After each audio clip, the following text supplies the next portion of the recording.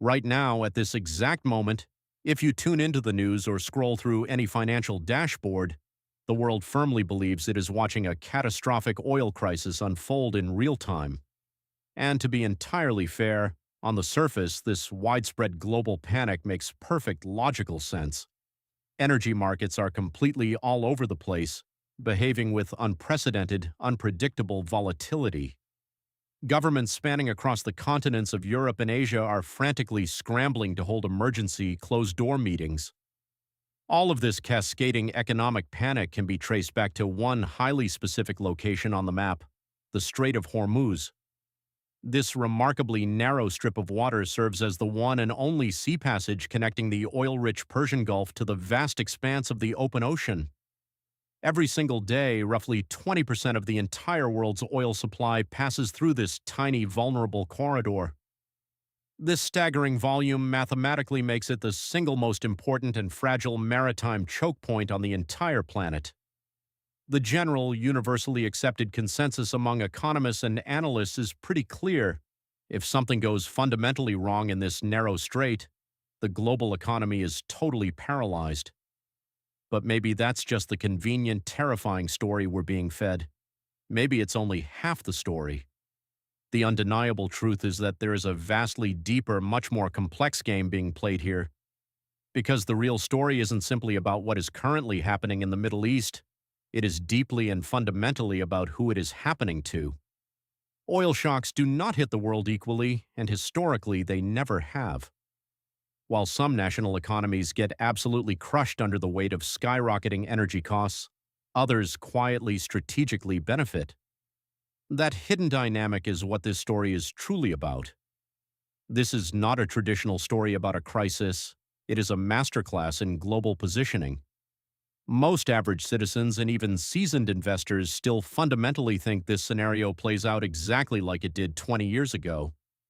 2 decades ago, the prevailing theory was simple: instability in the Middle East inevitably leads to a massive oil shock, which then inevitably and aggressively hits the United States economy. For a very long time in modern history, this linear relationship was entirely true. 20 years ago, the United States was heavily, almost dangerously dependent on foreign oil imports to keep its massive economic engine running.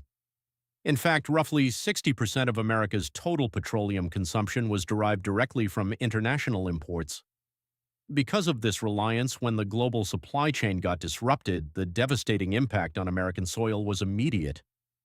Prices at the pump spiked instantaneously, rampant inflation surged through the consumer market, and the broader U.S. economy essentially hit pause. It was a clear, unavoidable linear relationship of economic pain. But here is the crucial secret: that specific version of the world simply doesn't exist anymore. Over the past 2 decades, something monumental changed deep beneath the American soil.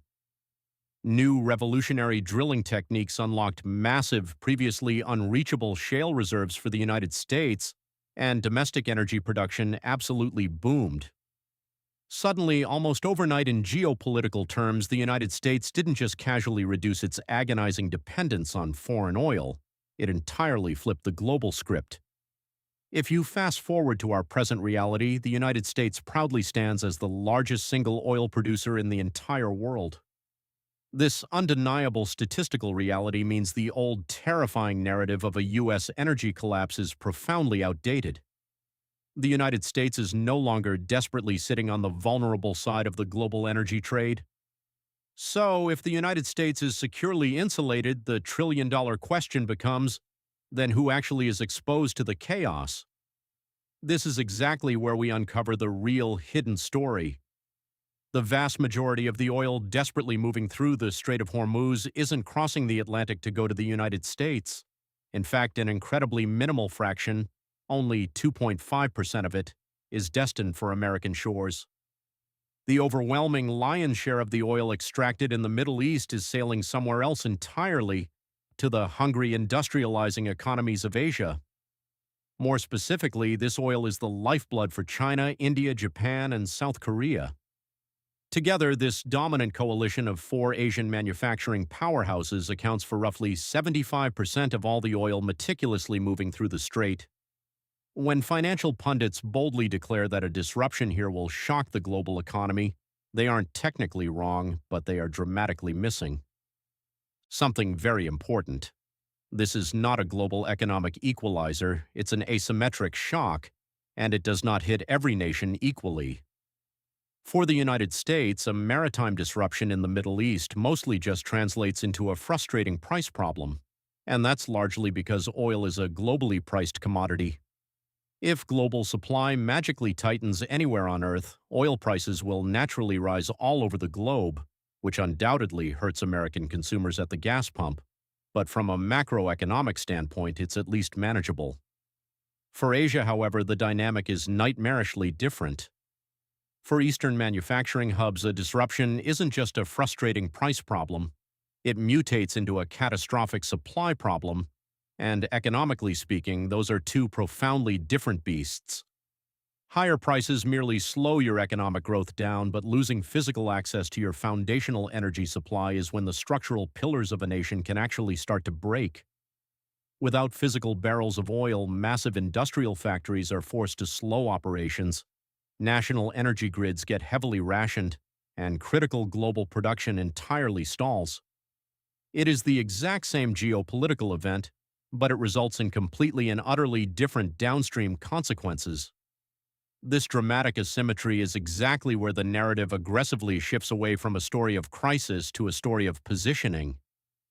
When global energy supply tightens and market prices rise, the system inherently creates a distinct class of winners and losers.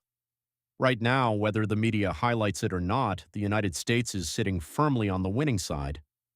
Higher global energy prices don't just act as a tax on consumers, they also act as a massive generator of extreme revenue for domestic producers, for international exporters, and for giant energy conglomerates. Since the United States just conveniently happens to be the world's absolute largest oil producer, it dictates that the exact same supply shock creating intense global pain is simultaneously and quietly stimulating massive lucrative parts of the U.S. economy. But incredibly, the crude oil markets are still only half the story. There is a secondary, highly lucrative layer to this geopolitical chess match that most mainstream analysts are completely overlooking: natural gas. The Middle East is not just an oil hub, it is also one of the largest global exporters of liquefied natural gas in the world. And just like the millions of barrels of crude oil, a massive critical portion of this liquefied natural gas flows directly through the exact same vulnerable waters of the Strait of Hormuz. In fact, roughly 20% of the entire global supply of liquefied natural gas passes through this narrow passage. Wealthy energy countries like Qatar and the United Arab Emirates are entirely reliant on this route, sending over 90% of their highly lucrative liquefied natural gas exports exclusively through the strait. Therefore, if the strait magically gets disrupted, blocked, or heavily sanctioned, it is not just the traditional oil markets that aggressively tighten. The global gas markets are strangled too. And once again, like clockwork, this is exactly where the United States confidently shows up to save the day. Over the past transformative decade, the United States has quietly, meticulously built the infrastructure to become the single largest exporter of liquefied natural gas in the entire world, which means the exact same opportunistic dynamic immediately repeats itself. One desperate region abruptly loses its primary supply, and another powerful nation swiftly steps in to heavily profit and sell it to them. The financial markets are not blind to this. They are already beginning to rapidly react to this massive shift, which is precisely why we're seeing domestic energy companies dramatically rise in valuation and American exporters reap massive financial benefits. For instance, Venture Global, prominently known as one of the fastest-growing LNG exporters on the planet, has witnessed its market stock jump by a staggering nearly 40% in just the past month alone. Furthermore, Cheniere Energy, the undisputed largest LNG exporter operating in the U.S., has seen its valuation surge up nearly 15%. Over on the crude oil side of the ledger, we're witnessing the exact same bullish financial trends. This is driven by a fundamental economic truth. Market scarcity doesn't just arbitrarily create risk, it systematically creates immense, unprecedented opportunity. Here's the fascinating thing about modern economics. Devastating bottlenecks don't just exclusively exist in heavy industries like oil and gas markets. They exist vividly in the realm of cutting-edge technology, too. Take the booming artificial intelligence sector as a prime example. Right now, society doesn't have a crippling shortage of AI tools. In fact, we have the exact opposite, overwhelming problem. Consumers are drowning in too many complex models, bombarded with too many subscription options, and left with absolutely no clear, definitive answer on which specific AI platform they are actually supposed to be using for their daily workflows. Which seamlessly brings us to a revolutionary solution built by the sponsor of today's deep dive, Abacus AI. What their engineering team has brilliantly built is a streamlined, elegant way around this frustrating technological bottleneck. If you navigate over to Abacus AI, you instantly unlock unprecedented access to all of the absolute top-tier AI models, comfortably housed in one unified single place. We are talking about powerhouse models like ChatGPT 5.4, the highly advanced Gemini 3.1 Pro, and the incredibly intuitive Claude Opus 4.6. Instead of constantly having to painfully jump between multiple different browser tabs, juggling various tools, and blindly guessing which specific AI engine is mathematically best for your task, you can simply utilize their Genius Route LLM feature. This feature acts as an incredibly smart digital traffic cop, automatically and instantly choosing the absolute best foundational model depending entirely on the specific nuances of your prompt. Furthermore, this immense power isn't strictly limited to just generating text either. Users have the incredible capability to seamlessly generate high-resolution images, cinematic videos, and even fully fleshed-out professional presentations. They have even engineered something highly advanced called the Deep Agent, an autonomous system which literally writes code and creates functional apps, sleek websites, robust softwares, and so much more. And truly, the most astonishing part of this entire technological marvel is the pricing. This unfettered access is all incredibly available for only $10 a month, which is undeniably a massive magnitude cheaper than paying exorbitant individual subscription fees for all these premium tools separately. If you're fundamentally interested in streamlining your digital workflow, you can check out Abacus using the dedicated link provided directly below or pinned at the very top of the comment section. Thank you immensely to Abacus AI for proudly sponsoring this detailed video breakdown. And now let's pivot back to the high-stakes world of global oil. If the ongoing disruption and escalating panic in the Strait of Hormuz is quietly, systematically giving the United States a massive, unparalleled amount of leverage in global trade, then the most critical question on the geopolitical board becomes, who ultimately is the biggest loser in this scenario? The undeniable mathematical answer to that question is China. But naturally, in the realm of global superpowers, this is also exactly where the narrative gets incredibly complicated. China's leadership is not blind. They explicitly saw this massive geopolitical risk coming from a mile away, and they've spent countless years and billions of dollars meticulously preparing for it. They have been aggressively and actively diversifying their international energy suppliers, tirelessly building up massive underground strategic petroleum reserves to weather potential storms, and drastically expanding their crude imports from geographically diverse nations like Russia, Brazil, and Venezuela to reduce their Middle Eastern footprint. But here is the devastating reality of global energy mathematics. Even though China has brilliantly hedged themselves with robust economic safeguards designed to buy them precious time during a crisis, they still haven't even come close to fully eliminating the underlying risk. They are, without a doubt, still highly dangerously exposed. This vulnerability stems from their sheer size. China is comfortably the absolute largest importer of raw oil in the entire world. Their booming industrial economy is wildly thirsty, consuming an astronomical 15 to 16 million barrels of oil every single day, and roughly 11 million of those vital daily barrels have to be imported from outside their borders. Despite all their brilliant diversification efforts, a massive, irreplaceable portion of that imported energy still comes directly from one singular, highly volatile region, the Middle East, and it is flowing directly through the perilous waters of the Strait of Hormuz, which dictates that the expensive safeguards they've meticulously built don't actually eliminate the existential risk. They merely delay the inevitable pain. In the immediate short term, the colossal Chinese economy can probably effortlessly absorb the financial shock of a disruption. As the crisis drags into the medium term, however, their government will forcefully start having to heavily draw down on those emergency strategic reserves. But if the maritime disruption in the strait lasts long enough to outlast their stockpiles, well, that's the exact terrifying moment when the real systemic economic problems begin to rear their ugly heads. This is the precipice where a mere logistical inconvenience violently transforms into a crippling structural problem, because China doesn't merely use electricity and energy as a modern luxury, its entire national identity runs on it, from their colossal manufacturing plants to their massive global export network to their relentless industrial output. The absolute beating core of China's economic miracle is entirely dependent on a massive, constant, uninterrupted flow of cheap energy, and the second that critical flow gets disrupted, the internal pressure aggressively and dangerously builds.